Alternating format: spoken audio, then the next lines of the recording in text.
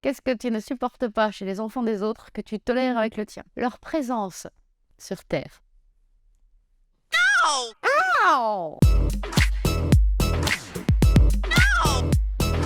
Il s'est passé quoi pour toi ces 2 dernières années? Alors j'ai eu un enfant, j'ai fini de jouer mon premier spectacle, j'ai commencé à jouer le deuxième et j'ai plus de ligaments croisés dans le genou droit, mais ça n'a rien à voir. C'est quoi la différence entre ton ancien spectacle, le syndrome du Playmobil, et ton nouveau spectacle, le syndrome du papillon? La différence entre ces 2 spectacles est de 17 kilos. Merci ma chérie. Je parle beaucoup plus de moi dans le deuxième spectacle, c'est mon sujet de prédilection. Il est beaucoup plus personnel, mais il y a toujours il y a du stand-up et des personnages.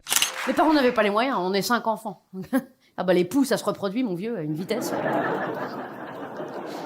Sans le spray, on serait des millions. Le moment de ton spectacle où le public est le plus interloqué. Il y a un moment dans mon spectacle où j'arrête de parler. Alors ils comprennent pourquoi après, mais c'est vrai que sur le coup, ils me regardent un peu comme les mômes de Johnny devant le notaire.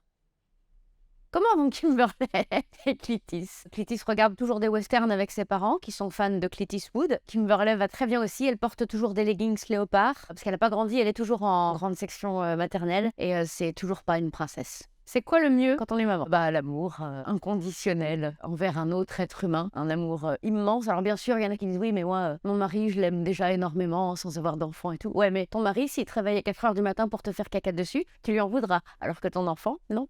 Combien de fois par jour un enfant dit maman? Il y a des études scientifiques qui ont été faites, mais les gens qui ont essayé de compter sont en dépression nerveuse. Moi, je dirais 8000 à peu près, mais je compte pas, c'est trop dangereux. Elle ressemble à quoi la maman parfaite? Elle existe, mais elle n'a pas d'enfant. Elle élève des principes à la perfection. La chose la plus sadique que tu aies faite lorsque tu étais animatrice périscolaire. Je n'ai été sadique que dans les sketchs, hein. Dans la vraie vie, non. Sinon, je serais pas dans cette boîte-là, je serais dans une cellule en prison. Si. Une fois, j'ai ouvert son yaourt à la cantine à un enfant qui voulait le faire lui-même. Et je crois que du point de vue d'un enfant, c'est le pire truc qui puisse lui arriver dans la vie. Je m'excuse. Sur une échelle de 1 à 10, à quel niveau sera ton degré de tolérance avec l'animatrice périscolaire de ta fille? Alors, je le dis tout de suite, ma fille, en fait, elle aura une caméra embarquée dans son doudou, ok? Et un enregistreur vocal dans la poche. Donc, je saurai tout, je verrai tout. Pourquoi ça ne te brancherait pas de vivre jusqu'à 150 ans? Parce que la vie, c'est comme les toilettes publiques. À un moment donné, faut laisser sa place au suivant. La comptine que tu ne supportes plus. Le petit lapin est caché dans le jardin. Cherchez-moi, coucou, coucou. Je suis caché sous un chou. Il est où le lapin? Dans ton cul.